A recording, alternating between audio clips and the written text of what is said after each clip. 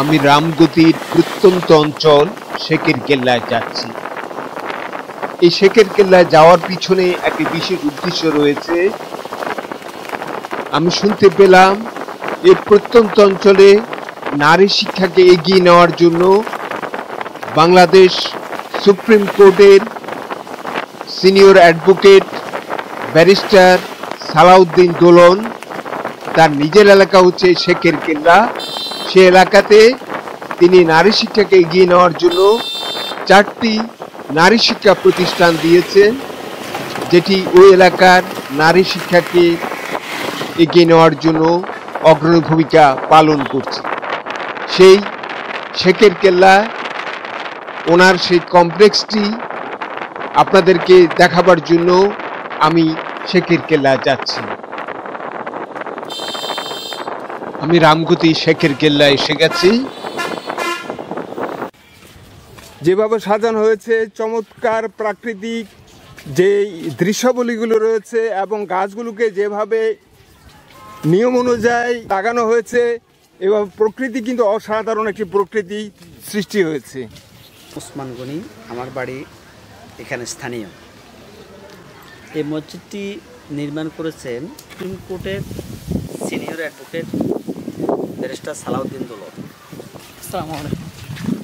এখন আমরা যে গলিটি ধরে যাচ্ছি, যে পথটি ধরে যাচ্ছি, তারও একটা সৌন্দর্যতা রয়েছে।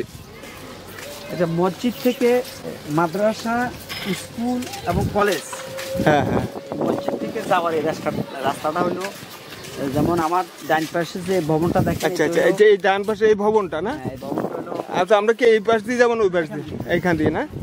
এটা হলো আসসালাম হাফিজি মাদ্রাসা। এটা না? এটা, হ্যাঁ। এই যে আসসালাম হাফিজিয়া মাদ্রাসা, আসসালাম কমপ্লেক্স, চরপোড়াগাছা, শেখের কিল্লা, রামগতি, লক্ষ্মীপুর। এটা হচ্ছে আবাসিক হল। হল না? মাদ্রাসাটা আবাসিক হল। এটা মাদ্রাসা আবাসিক হল না? এখানে ছাত্রছাত্রীরা থাকে, মানে ছাত্ররা থাকে? ছাত্ররা থাকে, ছাত্রীদের জন্য আলাদা আছে। ছাত্রীদের জন্য আলাদা ব্যবস্থা আছে। এরা খাওয়া দাওয়া করে যাচ্ছে না? এরা কারা ভর্তি হওয়ার সুযোগ পায় এখানে? এখানে আমরা মেধা টেস্ট করি। মেধা টেস্ট করে না? টেস্টের মাধ্যমে যাদেরকে মোটামুটিভাবে যোগ্য, আমাদের যে ক্রাইটেরিয়া আছে, ক্রাইটেরিয়াতে যাদেরকে যোগ্য মনে করি, তাদেরকে আমরা এখান থেকে। এখানে কোনো এতিম আছে? হ্যাঁ, অনেক এতিম আছে। অনেক এতিম আছে। আমি যে কথাটা বলতে চাচ্ছি, যাদের মেধা আছে তাদেরকে আমরা ভর্তি করাচ্ছি। হ্যাঁ। এর ভিতরে প্রাধান্য এতিমদের জন্য বিশেষ সুবিধা রেখেছে। হ্যাঁ, ধরেন আপনার থাকা খাওয়ার সকল ব্যবস্থা, এমন A to Z সব আমরা বিয়ার করেন। তাদের কোনো বেতন নেই না? আছে, তাদেরও কিছু কিছু আছে 50% অথবা বেতন দিতে হয়। বেতন মানে অল ওভার সব মিলে 50% তাদের দিতে হয়। আমরা এই যে শিশুগুলোকে দেখতে পাচ্ছি, তারা এদের ভিতরে আপনি যেটা বলছেন, যারা দরিদ্র রয়েছে তারাও আছে, এতিম যারা আছে তারাও আছে। তাহলে এরা বিভিন্ন অঞ্চল থেকে এসেছে না? আসে, এতিমদের জন্য বিশেষ সুবিধা আছে। এটা হলো মহিলা। আচ্ছা, তাদের জন্য বসার, এখানে বসার ব্যবস্থা রেখেছেন এবং পুকুর দেখা যাচ্ছে, অর্থাৎ তাদের পুকুরটি তারা ব্যবহার করতে পারছে। মমতাজ বেগম মহিলা হাফিজিয়া মাদ্রাসা, চরপোড়াগাছা, শেখের কিল্লা, রামগতি, লক্ষ্মীপুর।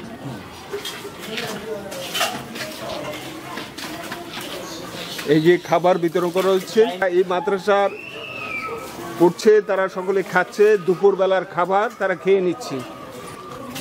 খাবার আইটেম কি কি? মুরগির গোশত, আলু আর ডাল না? এটা সপ্তাহ হিসাবে কি আলাদা আলাদা করা হয় না? প্রতি সপ্তাহে একই খাবার দেওয়া হয়? আলাদা, এক এক সময় মেনু এক একটা থাকে না? ঠিক আছে, দুপুরের খাবার খাচ্ছ তোমরা। আসসালাম মডেল গার্লস কলেজ। আপনি কি এখানে? কি এখানে গার্ড। চমৎকার একটি পরিবেশ।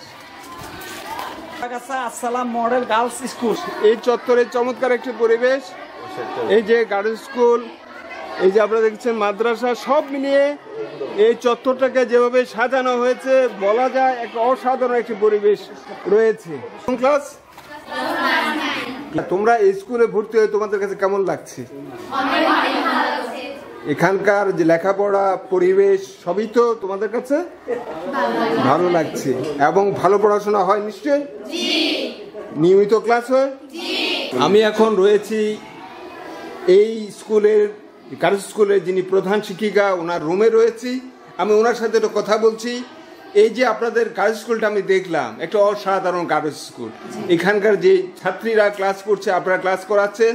আমি যে কথাটি বলতে যাচ্ছি, এই প্রতিষ্ঠানটি যিনি দিয়েছেন তিনি নিঃসন্দেহে বলতে হবে অত্র অঞ্চলে একটি ভালো কাজ করেছেন। আপনি একটু বলেন এই প্রতিষ্ঠান সম্পর্কে একটু বলেন। আসলে উনি তো শিক্ষা অনুরাগী একজন মানুষ।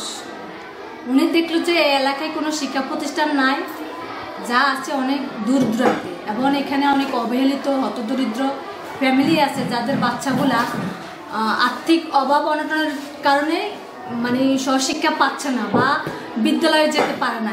সেজন্য উনি দেখলো যে এখানে যদি আমি মেয়েদের জন্য একটা শিক্ষা প্রতিষ্ঠান স্থাপন করি, তাহলে আমার এই হতদরিদ্র মেয়েগুলো অন্তত ফ্রি মানে শিক্ষাটুকু অর্জন করবে, নিজেদের ভবিষ্যৎ গড়তে পারবে। দেখা গেছে যে অনেক মেয়েরা এলাকা ভিত্তিক দরিদ্র হতদরিদ্র এলাকা হিসেবে বাল্য বিবাহ দিয়ে দেয়, কারণ কোনো শিক্ষার সুব্যবস্থা নেই। যার কারণে স্যারে এই প্রতিষ্ঠান দিয়েছেন, এখানে যদি বাচ্চারা শিক্ষার্থীরা আসে, যদি পড়াশোনা করে, আস্তে আস্তে ওদের মেধার বিকাশ ঘটে, ওরা সচেতন হয়, তাহলে আমাদের অত্র এলাকা থেকে বাল্য বিবাহটা অনেক দূর হবে এবং মেয়েরা স্বাবলম্বী হবে, নিজের পায়ে দাঁড়াতে পারবে। এই স্কুলের কি কি সুবিধা রয়েছে?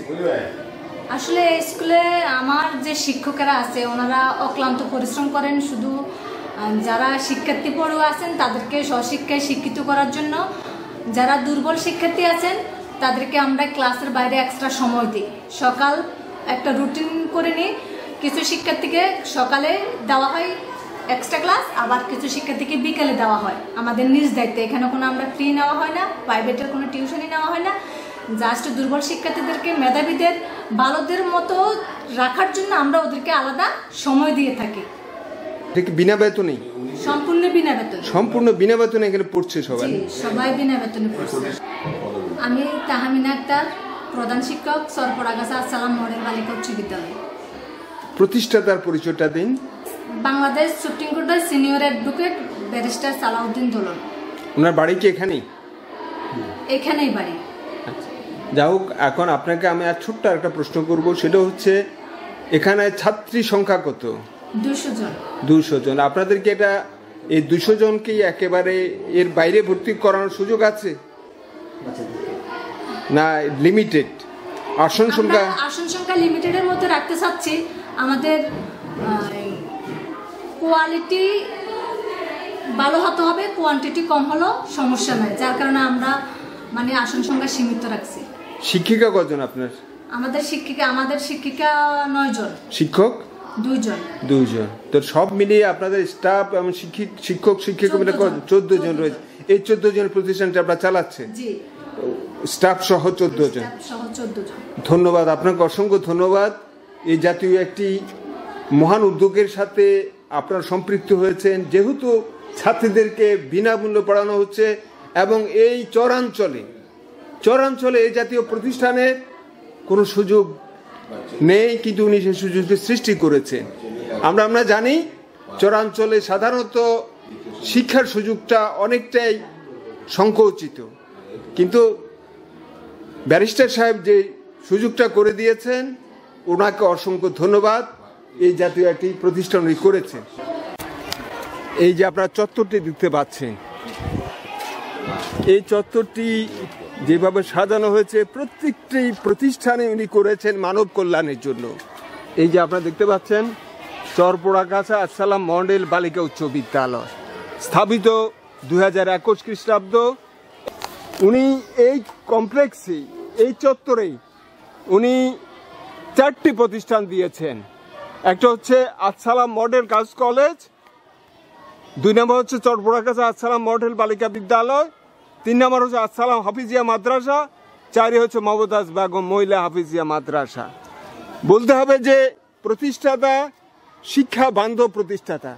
তিনি যে প্রতিষ্ঠানগুলো দিয়েছেন প্রত্যেকটি তিনি শিক্ষাকে আরও এগিয়ে নেওয়ার জন্য অত্র অঞ্চলের যারা রয়েছে ছেলেমেয়েরা, বিশেষ করে মেয়েদের ক্ষেত্রে উনি এই প্রতিষ্ঠানগুলো দিয়েছেন। এখানে যা আছে প্রত্যেকটি প্রতিষ্ঠান মেয়েদের জন্য, অর্থাৎ পিছিয়ে পড়া মেয়েরা যাতে তারা এগিয়ে যেতে পারে, শিক্ষার সুযোগটি পায়, সেই ব্যবস্থাটি তিনি এখানে করেছেন। বলা যায় এই প্রত্যন্ত চরাঞ্চলে তিনি এই ব্যবস্থাটি রেখেছেন, পিছিয়ে পড়া মেয়েদেরকে এগিয়ে নেওয়ার জন্য এই ব্যবস্থা রেখেছেন।